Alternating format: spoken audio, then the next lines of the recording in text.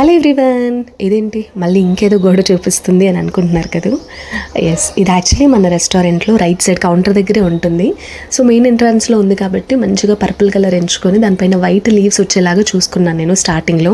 కానీ కొన్నాళ్ళకి ఆద్య రాసిన పెన్నులు, పేపర్లతో రాసిన గీతలు, పెయింటింగ్స్, ఇంకా దానిపైన ఎన్నో మరకలు, ఆయిల్ మరకలు లాంటివి ఎందుకు దానిపైన అంటాయి. సో ఎందుకంటే నాకు చూడడానికి అది మంచిగా అనిపించలేదు. ఇంకా నా మనసు ఉండబట్టలేక ఒక ప్లాన్ వచ్చింది నా మెదడులోకి. సో ఇంకా పెయింటింగ్ వేయించడం స్టార్ట్ చేశాము. సో బ్యాక్గ్రౌండ్లో పర్పుల్ ఉండడం వల్ల ఒకటే కోటింగ్కి పోలేదు, అందుకే ఇంకా 2 కోటింగ్స్ వేయించాల్సి వచ్చింది. దీని వెనుక ఒక ఆలోచన ఉంది. ఏంటంటే మన రెస్టారెంట్లో వీలైనంత వరకు ఏవైతే యాంబియన్స్, ఫోటో ఫ్రేమ్స్ కానీ ఏవైతే డెకరేటివ్ ఐటమ్స్ ఉన్నాయో అవన్నీ కూడా ఆకులు, పువ్వులు, నేచర్ ఇవే ఉన్నాయి. సో కొత్తగా ఉండాలి, డిఫరెంట్గా ఉండాలి అన్న ఆలోచనతో నాకు ఈ ఐడియా వచ్చింది. సో మన దేశంలో ఎంత గొప్ప వాళ్ళు ఉన్నారు, వాళ్ళు చేసిన త్యాగ ఫలితం ఎంత గొప్పది.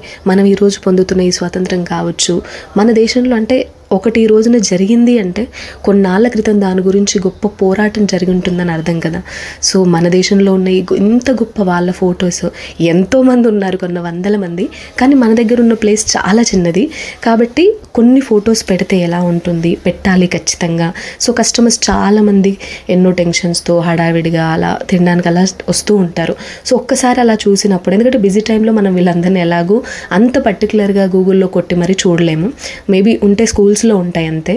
సో కాబట్టి ఇన్ని టెన్షన్స్లో ఉన్న మనకి ఒక్కసారి అలా చూసి ఏదైనా కూడా సాధించడం కష్టం కాదు. ప్రారంభంలో ఎన్ని సమస్యలు వచ్చినా మనం ఏదైనా సాధించగలం అని చెప్పడానికి నిర్వచనంగానూ ఉంటుంది. వాళ్ళందరినీ అంత మంచి మహానుభావులను ఒకసారి చూసినట్టు ఉంటుంది అన్న ఆలోచనతో ఇవన్నీ పెట్టాము. కానీ ఇది చెప్పాలంటే పెద్ద టాస్క్.